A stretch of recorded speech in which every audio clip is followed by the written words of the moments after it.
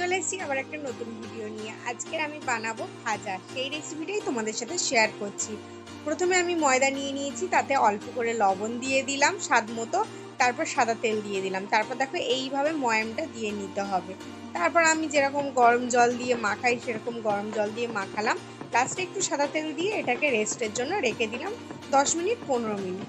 তারপর এটাকে খুলে আমি দেখো আস্তে আস্তে লেচি করে নিচ্ছি, আর তারপর এটাকে রুটির মতো করে বেলে নিচ্ছি। তোমরা যতটা বড় করতে চাইছো সেরকম ভাবে বেলবে। তারপরে দেখো একের পর এক আমি ঘি লাগিয়ে দিচ্ছি রুটির ওপরে, আর তারপর আরেকটা করে রুটি ওর ওপরে দিয়ে দিচ্ছি। ঠিক আছে, এইভাবে তোমরা যে কটা রুটি হবে সেই কটা রুটির মতো বেলা সেগুলো দিয়ে দেবে, দিয়ে এইভাবে গোল করে ঘুরিয়ে নেবে, মানে রোলের মতো করে। ঠিক আছে, তারপর একটা ছুরি দিয়ে এইভাবে কেটে নেবে।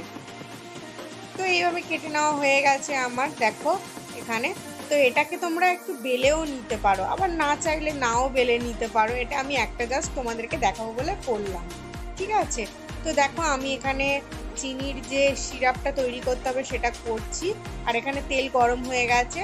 আমি এখানে ভেজে নিচ্ছি প্যাঁড়াগুলোকে, মানে খাজা যেটাকে বলে, অনেকে খাজা বলে অনেকে প্যাঁড়া বলে। তো দেখো এখানে আমি একটু চিনির সিরাপে তেজপাতা দিয়ে দিলাম, আর একটু এলাচগুলোকে খুব বেশি ক্রাশ করে নয়, হালকা ক্রাশ করে মিক্সি থেকে দিয়ে দিলাম এতে। তারপরে একটু নাড়িয়ে চাড়িয়ে লাল লাল করে ভেজে ওই চিনি সিরাপের মধ্যে দিয়ে দিতে হবে। এটা কিন্তু গরম গরম দিতে হবে। তারপর তোমরা উল্টে পাল্টে একটুখানি দিয়ে দেবে চিনি সিরাপের মধ্যে। তো কেমন লাগলো আমাদের খাজা তৈরি তোমরা অবশ্যই জানিও কমেন্ট।